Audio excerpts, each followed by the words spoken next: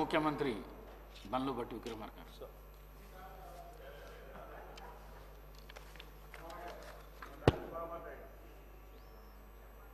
అధ్యక్ష, బలహీన వర్గాలకు సంబంధించినటువంటి వారికి రిజర్వేషన్ కల్పించడానికి రాజకీయంగా, ఉద్యోగ పరంగా, విద్యాపరంగా కూడా కల్పించడానికి రాష్ట్ర ప్రభుత్వం ప్రవేశపెట్టినటువంటి ఈ బిల్లు పైన చాలామంది సభ్యులు సుదీర్ఘంగా మాట్లాడారు. అందరూ కూడా రాష్ట్ర ప్రభుత్వం ప్రవేశపెట్టినటువంటి ఈ బిల్లుని సాదరంగా స్వాగతిస్తూ, అభినందిస్తూ ఈ బిల్లుని ఏకగ్రీవంగా పాస్ చేయడానికి మద్దతు కూడా తెలిపారు. సందర్భంగా వారికి ధన్యవాదాలు తెలియజెప్తూనే ఈరోజు ఈ బిల్లు పెట్టడానికి దీని వెనుక సుదీర్ఘ ప్రయాణం, కసరత్తు కూడా ఉంది అధ్యక్ష. ఈ ప్రభుత్వం అధికారంలోకి రావటానికి ముందే మా అధినాయకుడు రాహుల్ గాంధీ గారు ఎన్నికల ప్రచార సభలో కానీ లేకపోతే ఇతరత్ర సభల్లో కానీ ప్రత్యేకంగా చాలా సందర్భాల్లో ఈ రాష్ట్ర ప్రజలకి మాటిచ్చారు. రాబోయే రోజుల్లో కాంగ్రెస్ పార్టీ ఈ రాష్ట్రంలో అధికారంలోకి వస్తూ ఉంది. రాగానే ఈ రాష్ట్రంలో కులగణన జరిపించి ఆ జనాభా దామాషా ప్రకారం సమాజంలో ఉన్నటువంటి అన్ని వనరుల్ని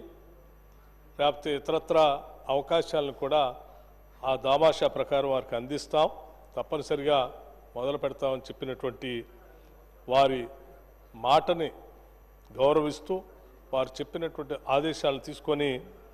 ఈ రాష్ట్ర ప్రభుత్వం గౌరవ ముఖ్యమంత్రి రేవంత్ రెడ్డి గారి నాయకత్వంలో ఫిబ్రవరి 4, 2024 నాడు మంత్రిమండలి తీర్మానం చేసింది అధ్యక్ష. ఆ తీర్మానానికి అనుగుణంగా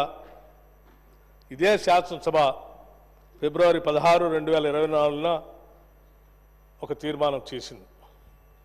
వెనుకబడిన తరగతులు, షెడ్యూల్ కులాలు, షెడ్యూల్ తెగలు మరియు మిగతా బలహీన వర్గాలకు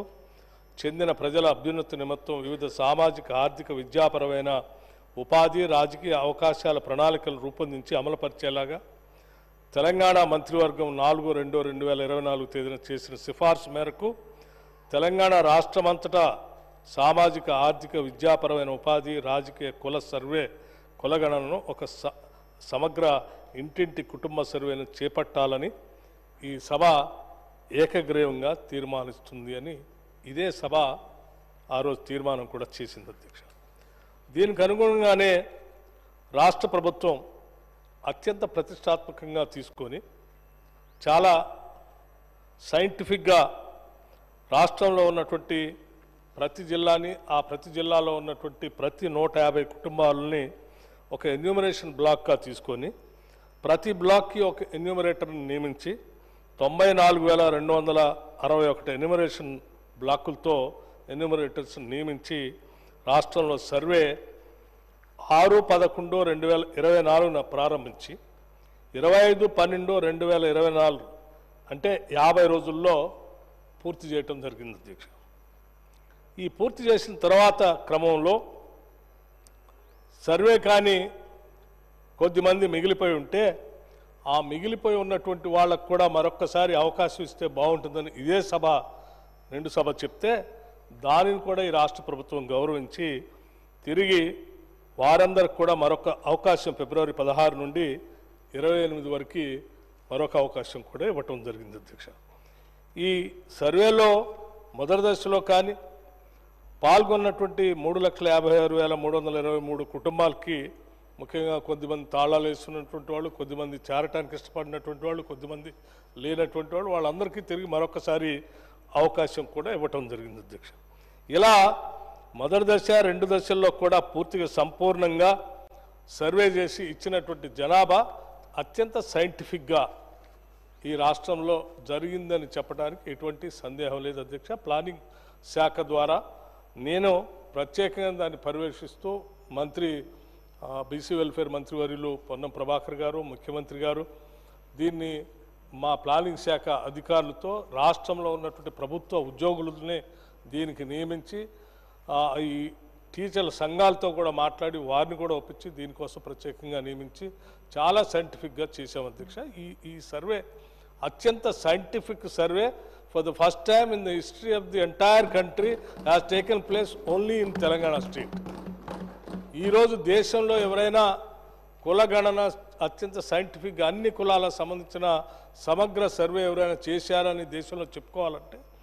అది తెలంగాణలో జరిగినటువంటి సర్వేనే ఆధారంగా తీసుకొని రేపొద్దున ఎవరైనా చేస్తే కూడా ఈ సర్వే ఎట్లా జరిగిందనే దాని మీదనే బేస్ చేసుకొని మిగతా రాష్ట్రాల్లో కూడా చేసుకునేంత సైంటిఫిక్గా ఈ సర్వే చేసి లెక్కల్ని ఈ సభకు అందించాం అధ్యక్ష. ఆ లెక్కల్లో భాగంగా వచ్చినటువంటి అంశాలని సభ దృష్టికి తీసుకొస్తూ ఈరోజు కొన్ని దశాబ్దాలుగా ఎదురు చూస్తున్నటువంటి బలహీన వర్గాలకు సంబంధించినటువంటి వారికి రిజర్వేషన్లు కల్పించడానికి గతంలో కూడా సరే ఈ గత ప్రభుత్వం ఇక్కడ నుంచి మేము తీర్మానం చేసి పంపించాము, అక్కడ కేంద్రంలో ఉందంటే కేంద్రంలో ఉన్నదానికి సంబంధించిన బిల్లులు కూడా దీంట్లో పొందుపరిచి దాన్ని విత్డ్రా చేసుకుంటాం అని చెప్పడమే కాకుండా పంపించిన ప్రతిసారి అటు న్యాయస్థానాలు కానీ ప్రభుత్వాలు కానీ అడిగేది ఒకటే, మీరు పంపించేటువంటి సంఖ్య సహేతుకంగా ఉందా, ఏ బేసిస్లో మీరు పంపిస్తున్నారు అని అడిగినప్పుడు ఆ సైంటిఫిక్గా ఉంది అని చెప్పడానికి ఏ సమాధానం లేదు ఇంతవరకు. సో ఆ సైంటిఫిక్గా మేము సర్వే చేసి పంపించామని చెప్పడానికి ఎటువంటి అవకాశం లేదు కాబట్టి ప్రతి సందర్భంలో ఎవరు ఏ ప్రయత్నం చేసినా అది వీగిపోతాం. అలా వీగిపోకుండా ఉండటం కోసం స్ట్రాంగ్ ఫౌండేషన్ వేయటం కోసమే ఈ రాష్ట్ర ప్రభుత్వం అత్యంత ప్రతిష్టాత్మకంగా సైంటిఫిక్గా ఈరోజు సర్వే చేసి ఆ లెక్కల్ని కేవలం ఆ ప్రభుత్వం దగ్గర ఉంచుకోవటమే కాకుండా శాసనసభలో కూడా పెట్టి శాసనసభలో కూడా మీ అందరితో ఆదేశాలతో తీర్మానం చేసి తద్వారా ఆ సంఖ్య ఆధారంగా మనం గతంలో ఏ రకంగా అయితే బీసీలకి 42% రిజర్వేషన్ కల్పిస్తాం స్థానిక సంస్థల్లో అని చెప్పిన దానికి ఒక బేస్ చూపించడమే కాకుండా ఈ బేసు ఏ స్థాయి వరకు ఉందనంటే అధ్యక్ష ఈ సైంటిఫిక్ సర్వేలో ఇది 42% దానిపైన కూడా ఉంది. అంటే మీరు మొదటి దశ రెండవ దశలు కలిపిన రాష్ట్ర స్థాయి జనాభా ఫలితాలకు సంబంధించి బీసీ జనాభాకు సంబంధించి 2,37,668 మంది అంటే 56.36%, 36% చక్కగా సైంటిఫిక్గా అత్యంత ప్రణాళికాబద్ధంగా లెక్కలేసి ఈ సభకి మొత్తాన్ని మేము ప్రవేశపెట్టి చూపిస్తూ ఉన్నాం. సో ఈ సంఖ్య ఇంత సైంటిఫిక్గా ఈ రాష్ట్ర జనాభాలో 56.36% ఉంది కాబట్టి 42% మేము గతంలో చెప్పిన దాన్ని ఎట్టి పరిస్థితుల్లో మేము అమలు చేస్తామని చెప్పడం కోసం ఈ సంఖ్యను కూడా సపోర్టింగ్గా తీసుకొని ఈరోజు సభలో ప్రవేశపెట్టి బిల్లు పాస్ చేసి ఈ బిల్లుని రేపు కేంద్రానికి కూడా పంపించి 9th షెడ్యూల్లో పెట్టించడం కోసం మనందరం కలిసి ప్రయత్నం చేద్దామని ఇప్పుడే కాదు అధ్యక్ష, గతంలో ఈ సర్వేకి సంబంధించిన సమగ్రమైన సమాచారాన్ని ఇక్కడ పెట్టి పాస్ చేసేటప్పుడు ఆ రోజు కూడా చెప్పింది రాష్ట్ర ప్రభుత్వం ఆనాడు ముఖ్యమంత్రి గారు మాట్లాడుతూ. అందులో ఏం చెప్పాం, కేవలం ఈ రాష్ట్రంలో చేసినటువంటి సర్వేనే కాదు ఇదే రీతిన కులగణన దేశవ్యాప్తంగా కూడా జరిగేటట్టుగా ఒక ఏకగ్రీవ తీర్మానం ఈ సభ నుంచి ఆ రోజు కేంద్ర ప్రభుత్వానికి కూడా మనం తీర్మానం చేసి పంపించాం అధ్యక్ష. అంటే ఈ ప్రభుత్వానికి కేవలం ఇక్కడొక్కటే కాదు, అసలు చేసినటువంటి సర్వే ప్రకారం వచ్చినటువంటి కులగణన అనుగుణంగా అన్ని రకాలైనటువంటి వెసులుబాట్లు వచ్చేటట్టుగా చేయాలనే సంకల్పం ఉంది కాబట్టే ఈ సభలో ప్రవేశపెట్టే కాదు, ఈ సభ ప్రవేశపెట్టిన తర్వాత దేశవ్యాప్తంగా కూడా చేయాలి, ఇది ఈ రకంగా బీసీలకి న్యాయం జరగాలని చెప్పి ప్రభుత్వం ద్వారా ఆ రోజు తీర్మానం చేపించాం. మీరందరూ కూడా సహకరించి దేశవ్యాప్తంగా తీర్మానం చేయాలని చెప్పారు. అదే స్థాయిలో ఈరోజు టీఆర్ఎస్ పార్టీకి సంబంధించిన సభ్యులు కానీ లేకపోతే భారతీయ జనతా పార్టీకి సంబంధించిన సభ్యులు కానీ మాట్లాడుతూ మీరు ఇది ఇక్కడేదో తీర్మానం చేసి పంపించేస్తే అది అవుతుందో కాదో మేము గతంలో పంపించామని అంటే నేను మీ అందరికి కూడా ఒకటే చెప్తా ఉన్నాం, అవుతుందో కాదు అంటే గతంలో సైంటిఫిక్ ఉన్నటువంటి లెక్కలు లేవు కాబట్టి రకరకాల అపోహలను ఈరోజు మనం సంపూర్ణంగా సపోర్టింగ్ డాక్యుమెంట్తో సహా పంపిస్తున్నాం కాబట్టి ఎట్టి పరిస్థితుల్లో చేయడానికి అవకాశం ఉంది. ఆ చేయటం కోసం అవకాశం ఉంది కాబట్టి అవసరమైతే మనం కేంద్ర ప్రభుత్వం దగ్గరికి వెళ్ళి ప్రధానమంత్రి గారిని కలిసి వారిని కూడా మనం మద్దతు కోరదాం, అందరం కలిసి దానికి అవసరమైతే నేనే నాయకత్వం వహిస్తా, మీరందరూ కూడా కలిసి రండి అని ముఖ్యమంత్రి గారు ఈ సభలో చెప్పారు అధ్యక్ష. అంతేకాదు నేనే నాయకత్వం వహిస్తా మీరందరూ రండి అని ఒట్టిగా మాట చెప్పడం కాకుండా బయటికి పోయి వెంటనే ప్రభుత్వ అధికారులకు ఆదేశాలు కూడా ఇచ్చారు. సభలో ఈరోజు మనం ప్రవేశపెట్టినటువంటి దీనికి సంబంధించిన రిజర్వేషన్ సంబంధించిన బిల్లుకి సభలో ఉన్నటువంటి అన్ని రాజకీయ పార్టీలు మద్దతు తెలియజేస్తున్నాయి. దీన్ని దేశవ్యాప్తంగా మనం వెళ్ళి అక్కడికి 9th షెడ్యూల్లో పార్లమెంట్లో పెట్టి 9th షెడ్యూల్లో దీన్ని ఇంక్లూడ్ చేపించి ఈ 42% రిజర్వేషన్ తీసుకుని రావటం కోసం మనం అందరం ప్రయత్నం చేయాలి. కాబట్టి మనతో పాటు అందరూ వస్తా అంటున్నారు. కాబట్టి అందరి తరఫున నేను ప్రధానమంత్రి గారిని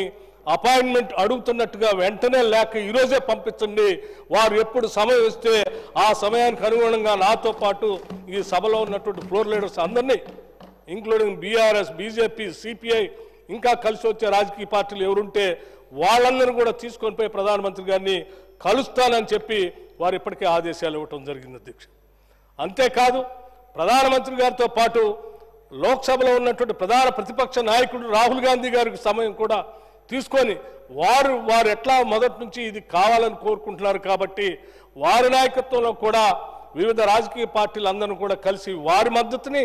అట్లాగే ప్రధానమంత్రి గారిని కలిసి వీరి మద్దతుని అందరినీ కలిపి ఏకగ్రీవంగా పార్లమెంట్లో 9th షెడ్యూల్లో పెట్టించడానికి కావాల్సిన ప్రయత్నాలన్నీ మనం చేద్దామని చెప్పి వారు చాలా స్పష్టంగా ఇప్పటికే చెప్పడం జరిగిందని మీ అందరికీ నేను మనవి చేస్తూ ఇటువంటి చక్కటి బిల్లుని ఈ దశాబ్దాలుగా ఎదురుచూస్తున్నటువంటి ప్రజల కోసం ఎదురుచూస్తున్నటువంటి ఈ బిల్లుని గౌరవ రవాణా మరియు బీసీ సంక్షేమ శాఖ మంత్రి గారు